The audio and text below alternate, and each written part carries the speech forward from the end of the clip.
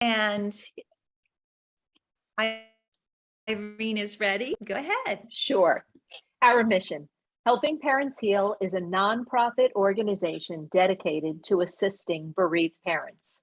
Through support and resources offered, we aspire to help individuals become shining light parents, meaning a shift from a state of emotional heaviness to one of hopefulness and greater peace of mind. HPH goes a step beyond other groups by allowing the open discussion of spiritual experiences and afterlife evidence in a non-dogmatic way. HPH affiliate groups welcome everyone, regardless of religious or non-religious background, and encourage open dialogue. Attendance at all HPH meetings is voluntary. All discussions that take place at affiliate-led meetings are confidential. We hope that participants will learn from and share with each other. Zoom meetings run by HPH leadership are not confidential. These meetings typically feature guest presenters and are posted on YouTube so that affiliate members worldwide can watch and benefit. Neither type of HPH meeting is designed to replace traditional therapy or spiritual counseling. Helping Parents Heal offers a wide variety of speakers, allowing parents to learn about many possible ways to heal. This includes presenters covering progressive topics such as afterlife evidence and connecting with our children who have passed. The views expressed by our guest speakers may or may not reflect the opinions of Helping Parents Heal leaders and members, so we ask that you take from their presentations whatever may benefit you personally. Welcome, everyone. Thank you so much, Irene. And I'd like for all of you to know a little bit more about Theresa, in case you haven't already heard about all of the incredible books that she's written about dreams, about angels. She's fairly amazing, and I'm so thrilled that she's here with us today. She also has a show called White Shores, and she was very kind to interview both Irene and myself about our new book, Life to Afterlife, Helping Parents Heal, on that show back in November. Theresa Cheung has been researching and writing about the afterlife, angels, and dreams for the past 25 years. She has a master's degree from King's College, Cambridge University in theology and English, and several international best-selling books, including 2 Sunday Times top 10 bestsellers to her credit. Her Dream Dictionary A to Z, HarperCollins, regularly bounces to #1 in its Amazon category and is regarded as a classic in its field. And 2 of her angel titles hit the Sunday Times top 10. Her spiritual books have been translated into over 40 languages, and she has written numerous features for national newspapers and magazines. She recently published The Truth About Angels in 2021 and How to Catch a Dream, 21 Ways to Dream and Live in 2022. Her media appearances include an interview with Piers Morgan on GMTV and guesting on an episode number 71 of Russell Brand's Under the Skin podcast and Decoding Dreams Live on Coast to Coast AM. She works closely with scientists studying consciousness and has her own popular spiritual podcast, White Shores. Her website is www.theresacheung.com, and she has a busy author page on Facebook, as well as an author page on Instagram and Twitter. And without further ado, please join me in welcoming the beautiful Theresa Cheung. Welcome, Theresa. Oh, I'm so happy to see you this time, because when we recorded our interview, it was audio only. And just to see how beautiful you are, Elizabeth, Irene, is just a joy. When I speak to you both, I don't know, it should be the other way around. I feel like I should be giving all the advice, and it's actually the opposite. I'm very humbled that I find myself looking forward to a conversation with you both. There's something so magical about you both, and I believe it is your departed children in spirit working through your own light. That's what I feel. I just feel joy. Thank you. And given the nature of what we're talking about, that would be the opposite. And even now, I can't, I'm just smiling. And I've done a lot of interviews now, and I can tell you, a lot of them, I don't really want to smile. I want to scowl. But here I'm not. It's just ridiculous. So thank you for the light you bring. Thank you for inviting me. I appreciate it. We are so grateful to have you here. And, you know, one of the things that our parents talk about all the time is how to connect with their kids in spirit through dreams. And a lot of times parents end up having dreams. Sometimes they're a little bit scary. Sometimes they're beautiful. Maybe you can just kind of go through the different types of lucid dreams, the different types of dreams that people have, and whether or not they're connected with their loved ones who are on the other side. Okay, I mean, to talk about the different dreams people had, I mean, I would need this lifetime and several other lifetimes to go through them all, because every dream is utterly unique, miracle to that person. But there are certain themes. Now, 99.9% of our dreams are symbolic and psychological. Just because they're more common, you know, in the majority, doesn't mean they're any more special. They are incredibly special, because what's happening there is your spirit, your soul is talking to you through the language of symbols, trying to nudge you in a direction that's positive for your well-being. And even nightmares fall into that category. We meet our shadow in our dreams. We meet all our emotions and our feelings, and our dreaming mind is trying to help us evolve and grow into that being of bliss that we are destined to be. That's the purpose of symbolic and psychological dreams. And once you know some basic dream decoding tools, which is to understand symbols, what are they? One thing meaning someone else, and to dig deep beneath the surface for the meaning, brainstorm, find out about yourself. It's a whole new world. Those dreams are amazing, and departed loved ones can speak through the symbolism of dreams. I firmly believe that the dream state is like a door, a portal to the afterlife. I think it's a passageway. And I definitely think, and I know myself from the people I've loved and lost, that they have reached out to me through symbols and things that I associate with them.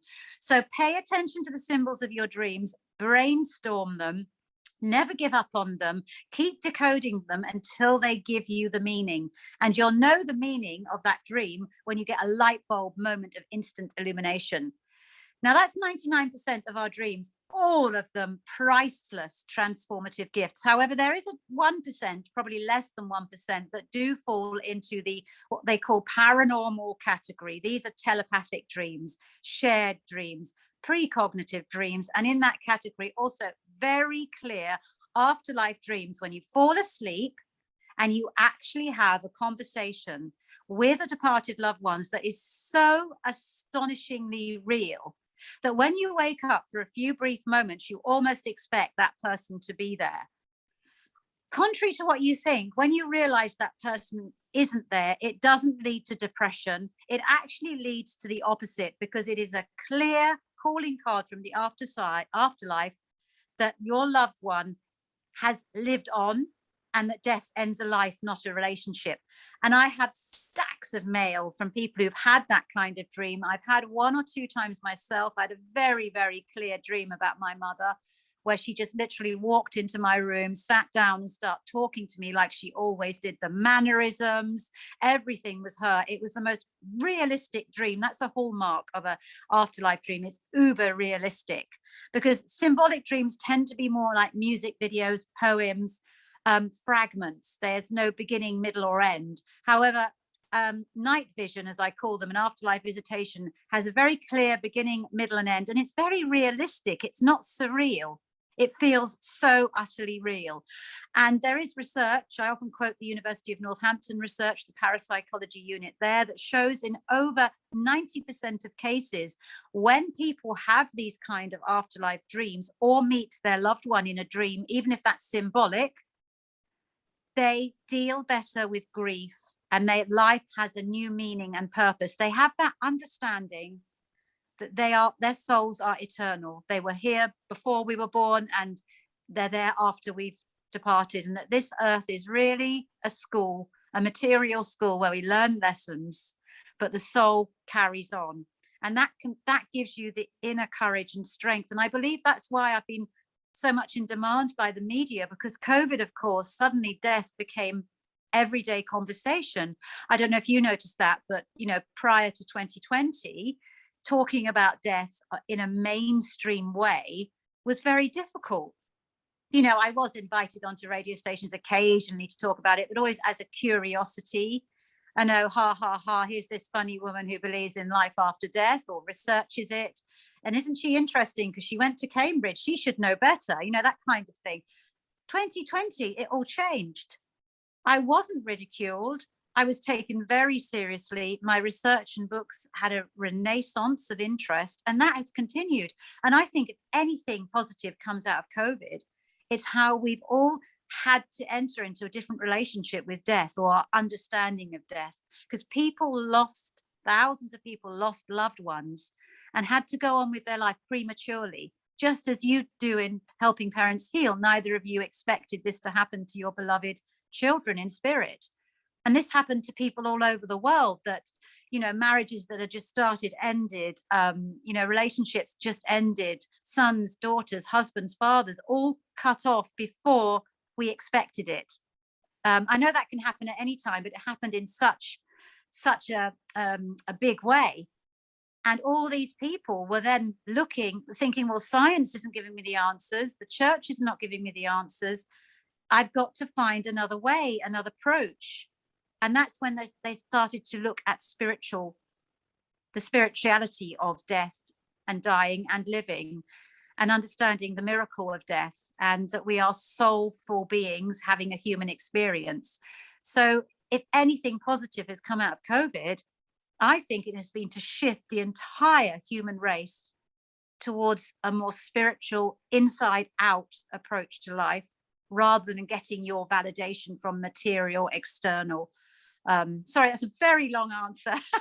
It's a beautiful answer. And not only that, but I completely agree. And I think that in spite of the fact that unfortunately we're so separated because of the confinement, because of the quarantine and things like that, these types of meetings have brought us so much closer together. And I think Yes. that also the suffering that a lot of us have gone through because of COVID, having a loved one pass has brought all of us closer together, and required all of us, I know here in Helping Parents Heal, we've been doing this for quite some time, and you have as well, to think about what comes after, and to understand a little bit more about the afterlife, which is so important. And I'm so fascinated with dreams because I don't necessarily remember all of my dreams, but I truly believe that I spend time with both Morgan, my son, and Chelsea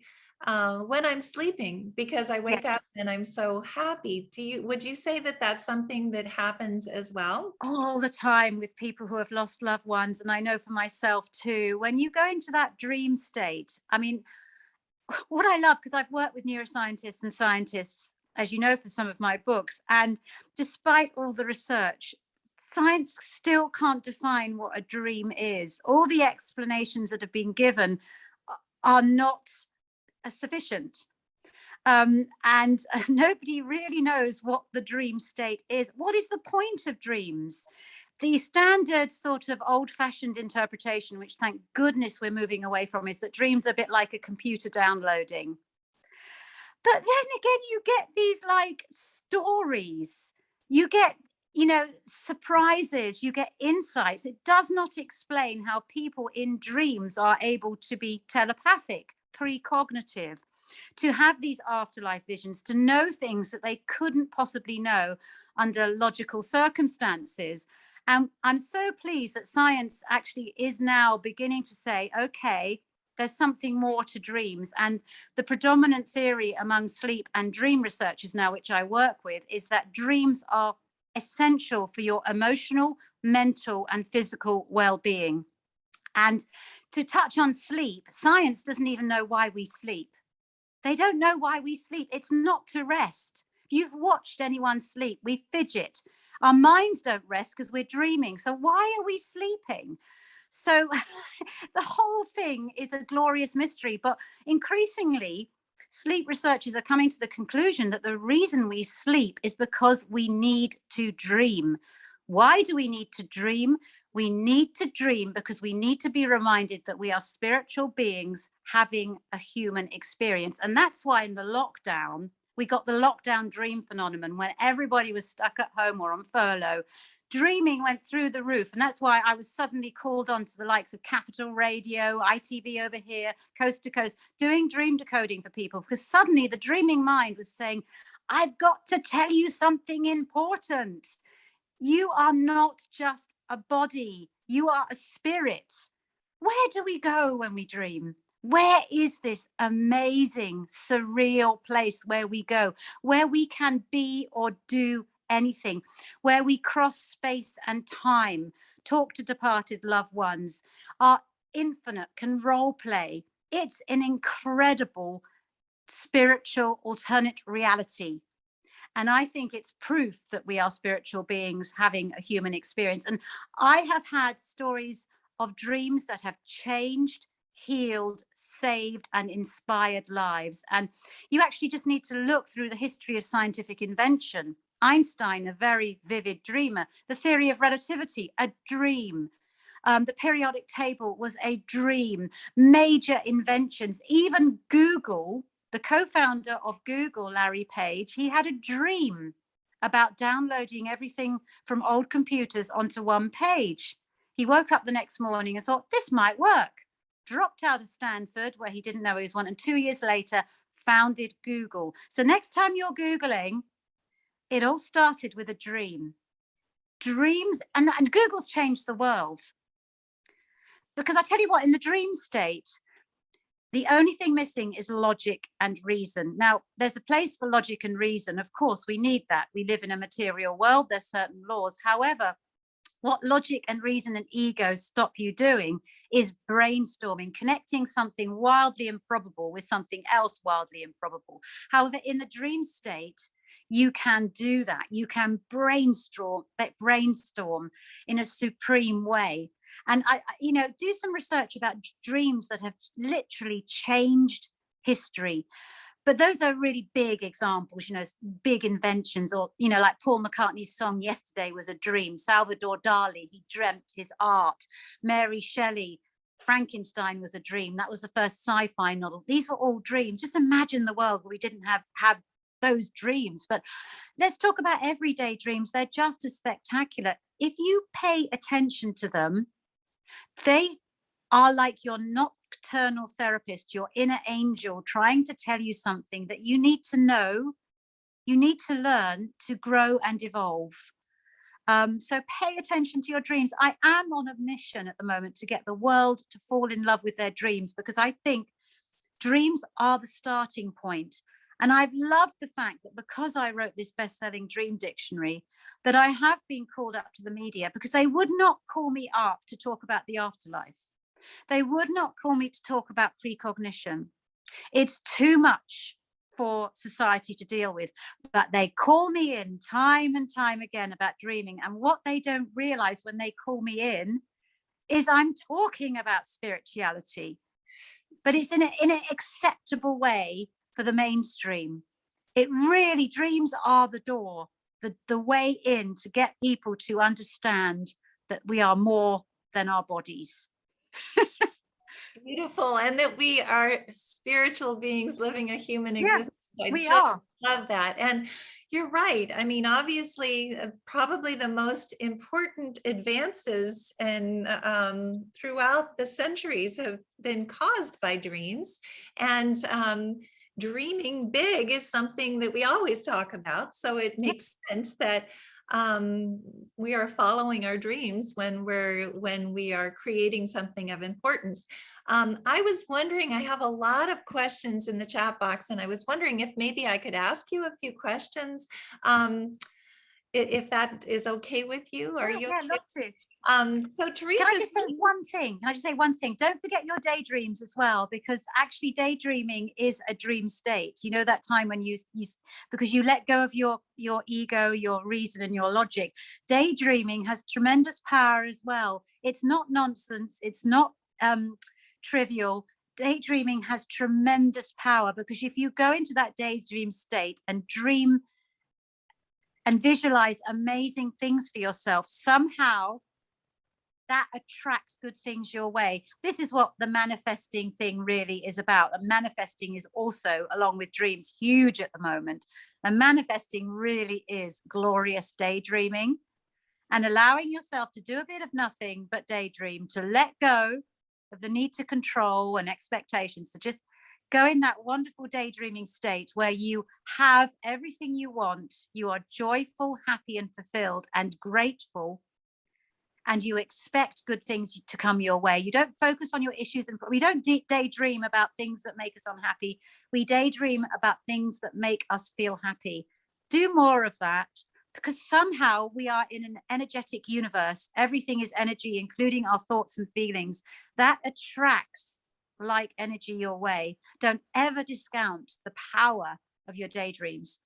I love this, because growing up and then going through life, everyone, teachers always are upset with students if they're daydreaming in class. If you're daydreaming at work, if you're daydreaming anywhere, it's something that's a bad thing, because you're not paying attention to the work at hand. But yes, we do need to be doing that daydreaming to be able to reach the next level and to become even more important people, to be able to give to society and to help out more compassionate people as well. But one of the first questions that we have here, and I think this is really important, and you probably can give us some advice about this, is can we do anything to have the dreams to meet up with our loved ones and talk with our loved ones? Are there things that we can do before we perhaps fall asleep, or during the time that we are asleep, that can help with that? You can't force these things. I mean, spirituality, forcing it comes from a position of feeling that you know, if you try and force anything in life, for some reason that doesn't work. You've got to come from a position of trust. And when you go to sleep at night, just trust that even if you can't recall it, that you're connecting in spirit. That's the first important thing, is lose the desire to force or control. Don't panic if you don't dream about your departed loved ones. Just know that they are there. However, you know, thinking about them just before you go to sleep, that's a very impressionable time for your brain. Your brain goes into the theta state, which is a very relaxed state of mind, a kind of your brain is very plastic then. So think about your loved ones just before you go to sleep. You know, just send them love. I'm sure you do that anyway. Carry on doing that, and just say, I'd love to meet you in my dreams. Keep doing that, and the chances are you will, because where your focus is, your dreams pick up on that.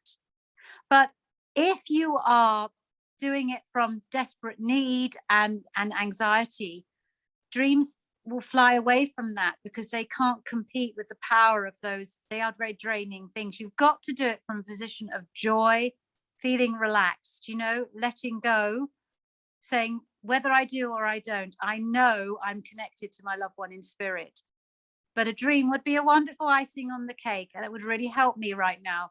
Things like that. And you will notice over time, you will dream about them. They will figure in your dreams, because they're such an important part of your soul journey. You will meet them again in your dreams, but just trust that in time it will happen. It will. Trust me, it will.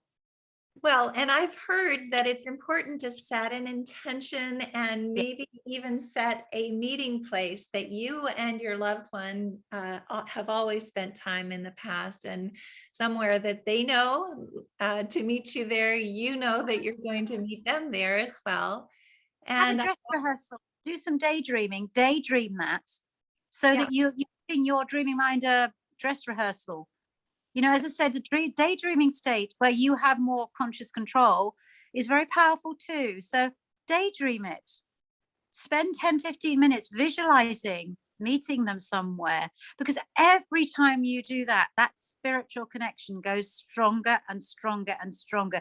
They live on in those memories all the time, and in the feel. Every time you think about them, they are right there. As you know, they are right there, and they are waiting for you when it's your time to go as well. They are right there, but they want you to live and learn your lessons here on this earth, and they actually experience everything that you do too, because when you cry, they cry. When you laugh, they laugh.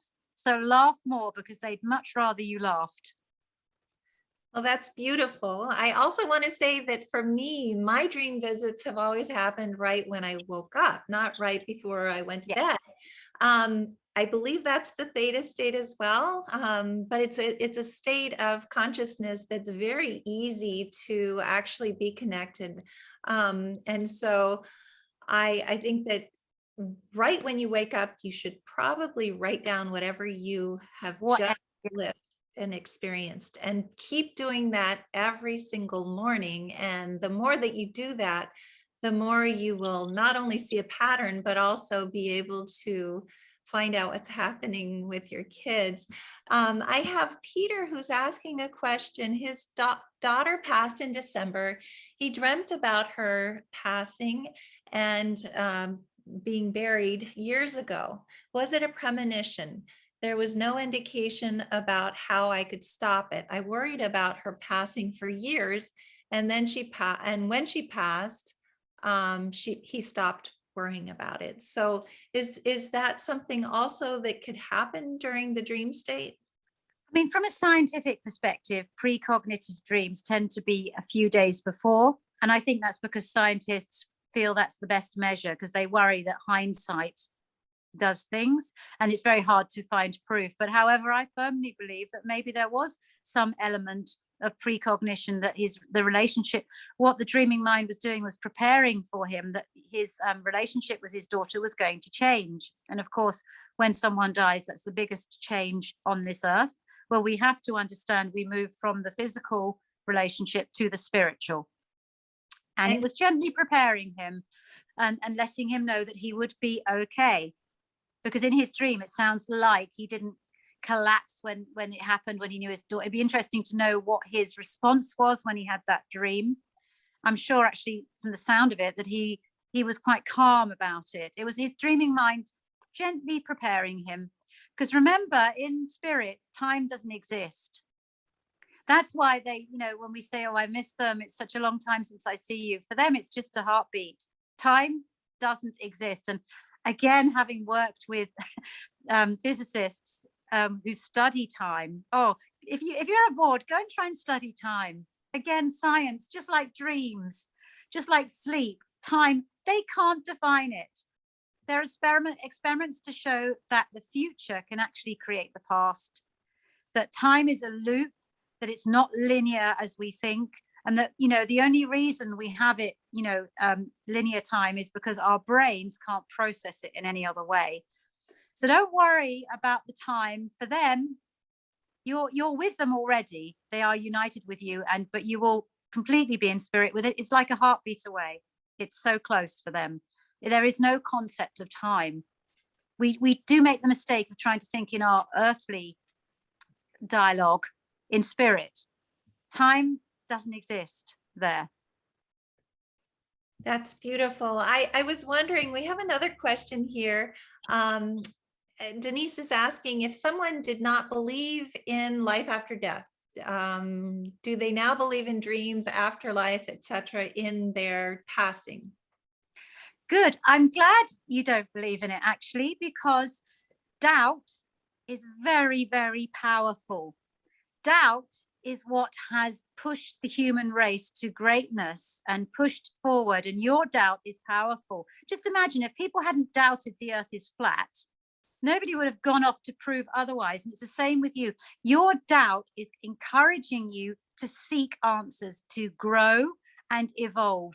The reason you are here on this earth is not to have all the answers, is not to just sit still and accept the reason you're here on this earth is to learn, grow, and evolve. And nothing makes you evolve more than learning about the afterlife. So use that doubt. I'm glad you're someone who asks questions, who doesn't just accept what they are told. You are actually really ultimate spiritual person because you're a truth seeker. Keep seeking the truth, and know that when you have that moment of connection inside you, when you just know that your departed loved one is alive within you, that's your afterlife proof. You go and find your own afterlife proof. Don't push yourself into believing.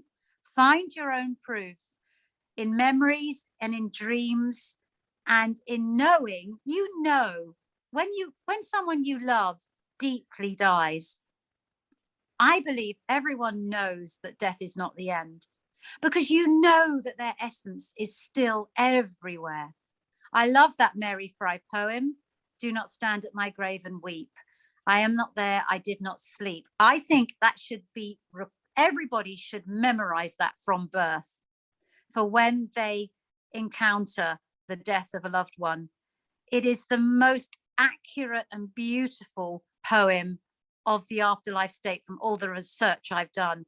Your loved one has left the bodily form. And if you have sat beside someone who has passed, you will see that process. In my teens, I had the privilege of working in a hospice. I held the hands of people who passed. And it's literally like when the moment happens, they are taking off a coat. And in a way, when you look at their body when they've passed, it's no longer them. Their soul, their essence has gone. And it's gone into you, and it's gone everywhere around you. And it's very difficult to describe these infinite things in our humble human words. But everyone who's lost a loved one will have that feeling. And if you haven't, the chances are it's because of conditioning or cultural factors that are coming in. Just be gentle and patient with yourself. Don't beat yourself up and say, well, I don't believe it. I don't believe it. Just open your mind. Read about afterlife experiences. Talk to people who have a spiritual connection. Just gently start opening your mind to take baby steps, because you will see the joy, like the joy on the faces of Irene, Elizabeth. That's what you want for yourself too. Your self-care, your soul wants that for you, that you can have this daily dialogue with people you've lost. They are with, in a way, you know, if you were brought up in the Christian tradition, that's what the resurrection is really. When Christ died on the cross and rose again, he's kind of telling us what spirituality is telling us. So when someone dies, they do rise again, because they can be with you everywhere. Because before, they were limited by their human form. They couldn't go with you everywhere, but you can take your departed loved one with you everywhere, in every moment. They can be instantly in your heart, alive in your mind, and in your dreams, of course. Well, I just love that. I love the poem by Mary. I also think that it reminds me of Henry Scott Thomas, and where you've just stepped into the next room. This was over 100 years ago that he read this for the King of England, actually in St. Paul's Cathedral, talking about talk about me in that gentle way that you always used. I think that we're finally coming back to the point where we are understanding that our kids and our loved ones are still right here. I want to just tell you that Sangeeta is saying, wow, lovely answers to doubt. And that's true. I mean, it's so wonderful to hear you say, keep doubting. It is so important to keep doubting, because that's the way that we find all of this information out, by doubting. And so the fact that you're stressing that is just wonderful. Let's see.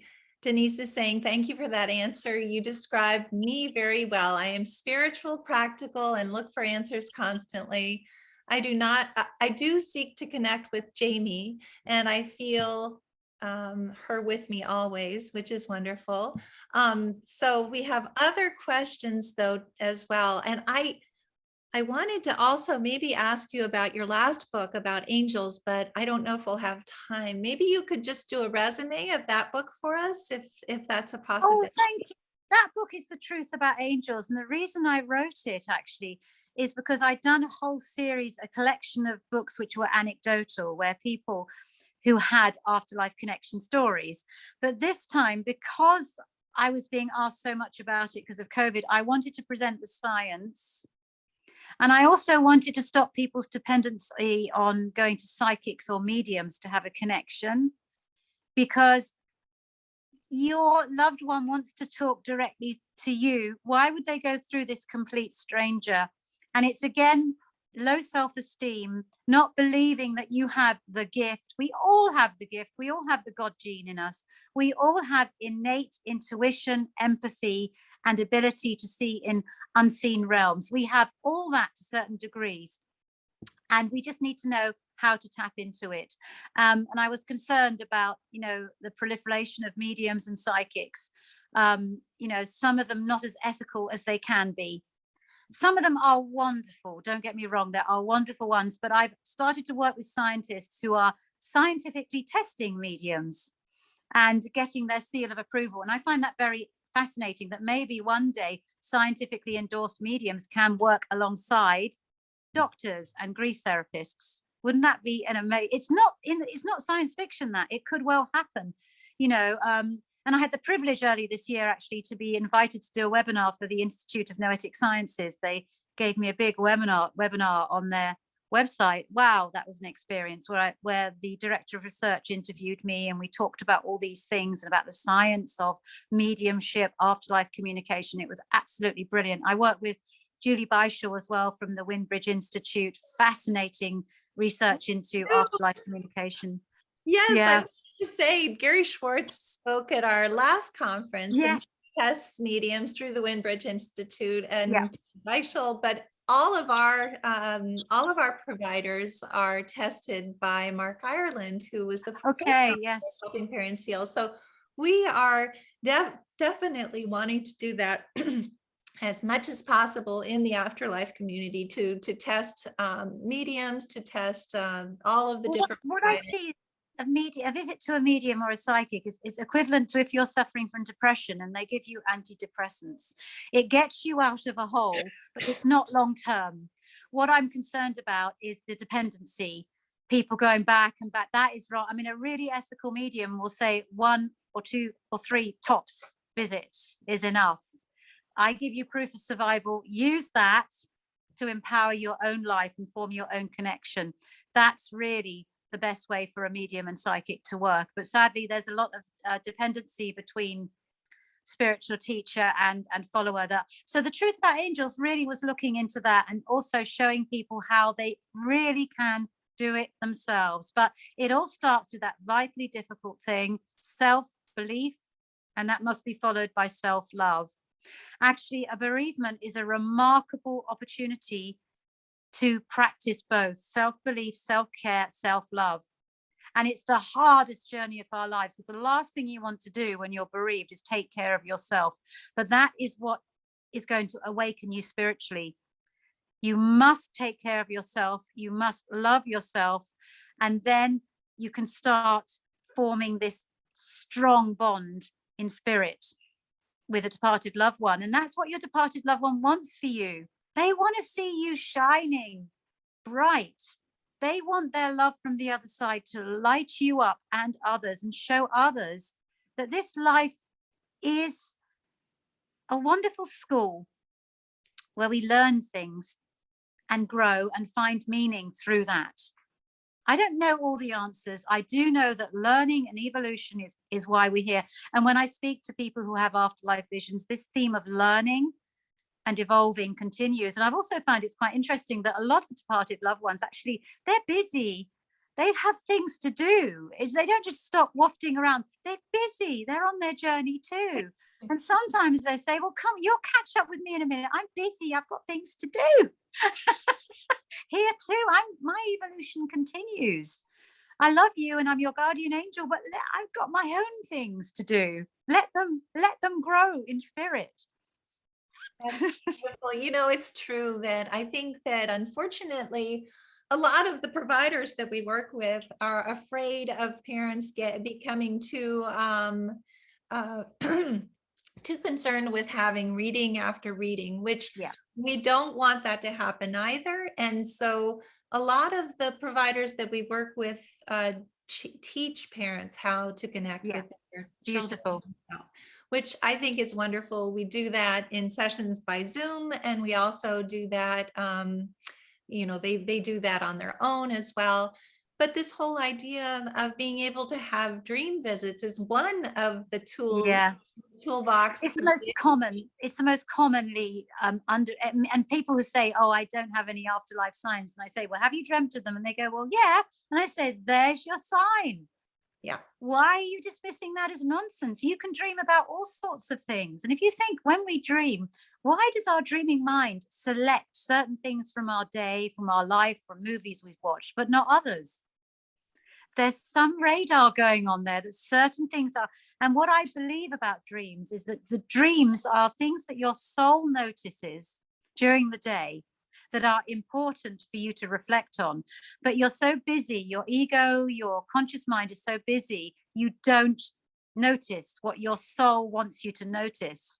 However, when you fall asleep in your dreams, your soul gets a chance to say, look, hold on a minute. You missed this during the day. You need to reflect on it.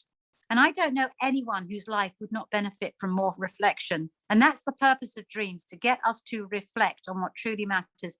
Think of them as messages from your heart, your soul, that you haven't, that things you notice in the day, your heart and soul notice in the day, that you don't pay enough attention to. But then at the night, you get a chance to do it. Your dreaming mind thinks, right, that logic, that reason's gone, your ego's gone. I'm in it now. I'm going to tell you what really truly matters in your life. You're missing something here. You're missing something vital. That's beautiful.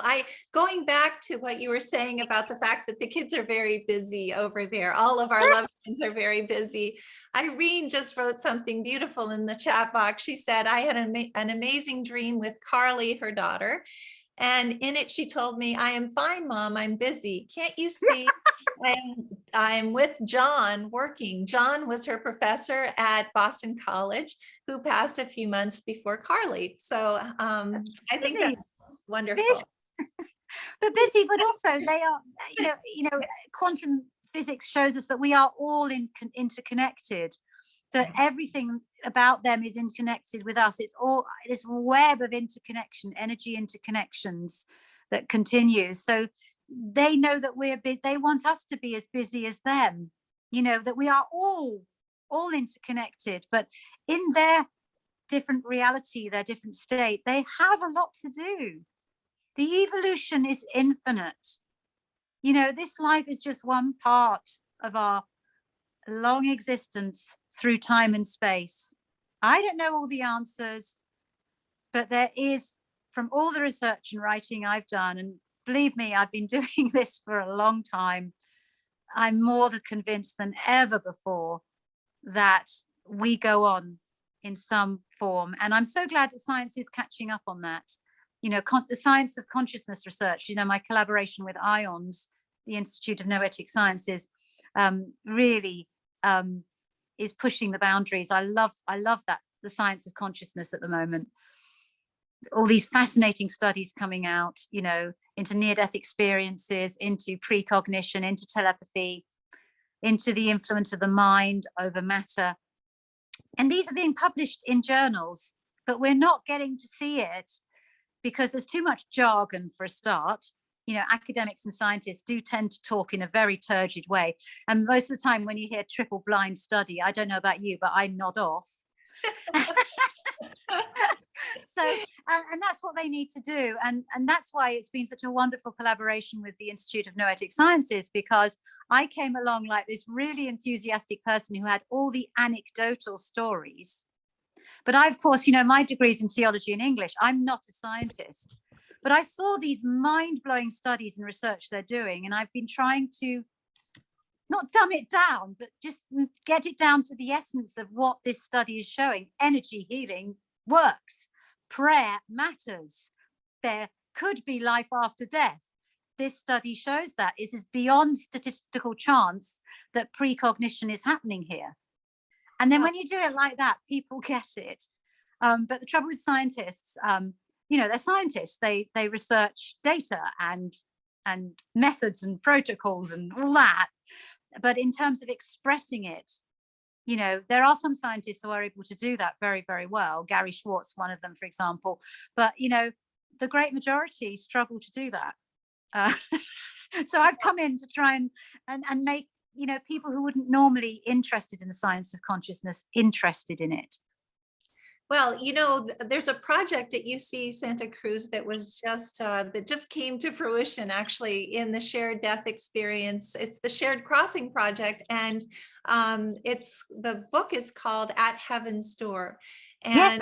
It is about, I believe, hundreds of shared death experiences that have happened all over the world in collaboration with Dr. Raymond Moody, and it is William Peters wrote it. He just spoke to our group about it, and it was written by a group of university professors. So I think that this is all, and the shared death experience is a little bit different. It's when you are sharing the passing of a loved one as they're crossing over, instead of a near-death experience where you're experiencing it yourself and you're going over and coming back again. So anyway, it's very exciting that there are so many wonderful things happening, and in the scientific community that Yeah. hopefully, and this book is very mainstream. It's easy to read. There's no triple blind experience in it or anything like that, which is a really good thing. So. But, we're a long way off to get tangible proof, and that's, but but I'm saying, I think there's a reason why we don't have this definitive proof, as I say, because if we did, would we be as empathetic and compassionate? Would we be as thirsty for knowledge? As I say, a woman screams in childbirth, right? We know why she's screaming, because it hurts. But we're not that worried because we know the reason why she's screaming, right? So sometimes we don't really, do that much, but beyond, basic things. So if we knew why there was suffering, why there was death, if we knew all the answers, I think we'd become nonchalant. So I don't actually think having all the answers, definitive proof, is what we need, because we would be less empathetic, less compassionate to each other. We just go, okay, well, it's just, that's the way it is. We know why you're screaming. You're going to have a baby. Just get on with it. That's how we might be when people die. We wouldn't be as compassionate to people who are missing their physical presence, because we'd say, well, we shouldn't have, I don't think, definitive answers, definitive proof, because we would be less curious, less loving, less empathetic, and less compassionate. And I wouldn't want to live in that kind of world.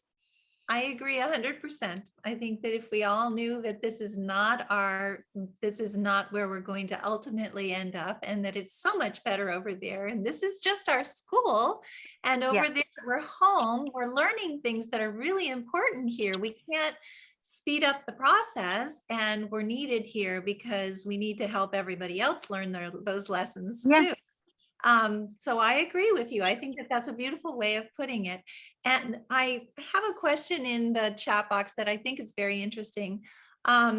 Sylvia is asking, is there research that premonition dreams can be a shared experience?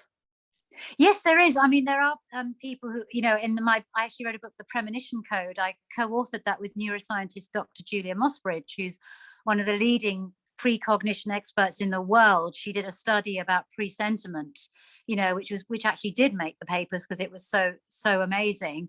And we have stories in there of shared premonitions, very rare, but they can happen.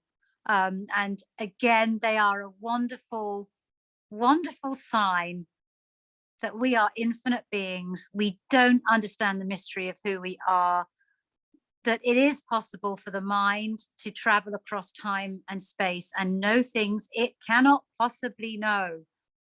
It's, we in that book I talk about remote viewing and all the science of precognition. It's a very, very scientific book, tough to read, but it's got everything in there about shared precognitions, the possibility of it, telepathy, all these things that Dr. Julia Mossbridge has put on the scientific map with her studies.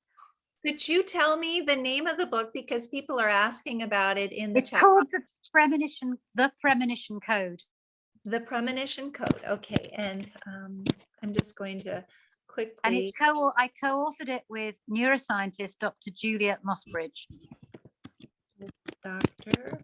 Juliet. You should have her talking here. You would love her. She's a scientist. I mean, she's become a close friend. Obviously, when you co-author a book, it's a bit like having a child that you put out in the universe. And when that book came out in 2017, I think came out 2017. Yeah, it made the front page of the Daily Mail. Neuroscientist says we can see the future in our dreams. And it led to also, it was a slow burner, but now it's got a bit of a cult following. It's wildly eccentric because you've got me, the experiencer, the person who believes in it and is very eager. And then you've got neuroscientist, Dr. Julia Mossbridge. And throughout the book, it's me going, I don't understand, explain. And then she's explaining to me. So you've got spirit with me and science working together in a very, very, very unusual book, but it's become a bit of a cult classic because you never get a book like that again. I have to, it sounds absolutely amazing, and I am definitely going to get a copy of it for myself, but I wanted to ask just a few more questions before we run out of time. One of them is, Mary is asking, you are an amazing teacher. Thank you. I agree with everything you said. Do you have any Zoom classes on dreams and the afterlife? Do you teach anything online yourself? Well, I've been a serial writer. I mean, I started writing in the early 2000s, my first angel story collection books. And these were in the days when, cynicism was very, very strong, but they still went to Sunday Times Top 10. And I've continued doing that. And then I did encyclopedias of the psychic world and the Encyclopedia of Dreams, etc. And I literally put out 1 or 2 books a year. I'm very prolific. So anyone who wants to read my books, you have got literally 100 of them. And I do that on purpose. It's like this drip feed into the mainstream because I'm truly blessed, maybe because of my Cambridge background, that I'm published by HarperCollins, Simon and Schuster, the big hitters. I have gone for the more esoteric, like, Watkins books and more, but I'm mainly with big publishing houses. And it's very funny actually, because they don't quite get it. Because the editors there, they don't quite get the spiritual message yet, but I'm persisting and they've signed me up for more books. But long story short, for the first time ever, the Shift Network, I don't know if you know it in the States. Of course, it's yeah. They have invited me. They have been following me and they have invited me to run a course for them. So I'm busy preparing one right now. So that was precognitive. With Eben Alexander and Karen Newell, yes. all of the other.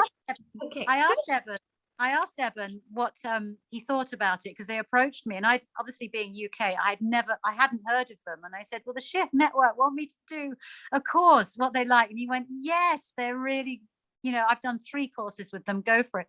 So I'm busy at the moment in teaching mode, and that course will launch on July the 7th. Well, Dan Houston, who is one of our really close providers, does a lot with the Shift Network as well. So it's a great, I think that's wonderful. A lot of what they do is free of charge as well. So we'll have to see. Also, I do think my course will cost money. I don't particularly like that. That's why I run my podcast, White Shores, which is entirely free, because I'm aware, money is an issue. But of course, the Shift Network is a big business. It's literally, they are so professional, though. They're really helping me doing a very slick course. So I've got my White Shores podcast. I'm also being flown over by Gaia Network. Can't believe it, to Colorado on March the 24th to film about dreams with them. And that, if anyone has joined Gaia, that's another thing. So I feel very, very blessed. But, I put in the time. I've been doing this for nearly 30 years. And I feel it's the right moment now to speak out about it, because I kind of had to grow in self-confidence, because I was brought up in a family of spiritualists and psychics. So it's kind of what I knew. Then I went the academic Cambridge credentials, and then I was blessed to write book after book, as I say, but I never really I always felt a bit embarrassed about what I was writing about. And I've had to, that's just my journey, because obviously if you've done a degree from Cambridge and you write about angels, your academic peers are going to say, what are you doing? So I've had to grow in courage. But now, as I say, the world is shifting. Forgive the pun, because I'm doing the Shift Network. The world is shifting. I'm so grateful to be alive right now, to see this groundswell of interest in the inner world, who we are, our soul. And I guess it's because, with death happening in COVID and people losing their livelihoods and their health and their well-being and everything that we thought gave us meaning falling apart, we've had to discover that inner world. We've been forced to it as never before. So I feel very blessed. I also feel blessed to talk to you, because my son actually lives in Arizona. Oh.